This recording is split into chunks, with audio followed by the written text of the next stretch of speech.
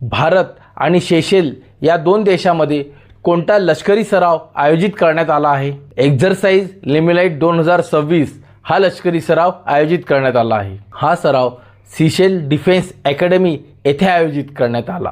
लिमिटाई म्हणजे मैत्री असा याचा अर्थ होतो. या युद्ध सरावामध्ये भारतीय नौदलाचे INS ट्रिकांड आणि वायुसेना दलाचे C-130 हे युद्धविमान सहभागी झाले. इस्रो आणि ESA यांच्या दरम्यान कोणता करार झाला आहे?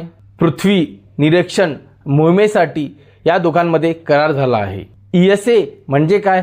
European space agency. या करारामागे उद्देश काय आहे? हवामान बदल अभ्यासणे, पर्यावरण निरीक्षण आणि उपग्रह डेटाची अचूकता वाढवणे.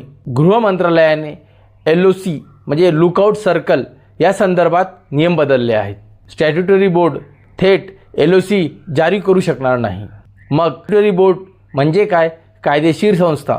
कायद्याने ज्या संस्था स्थापन केल्या आहेत त्यांना आपण कायदेशीर संस्था किंवा स्टॅट्युटरी बोर्ड असं म्हणतो. मग याची उदाहरणे कोणकोणती आहे?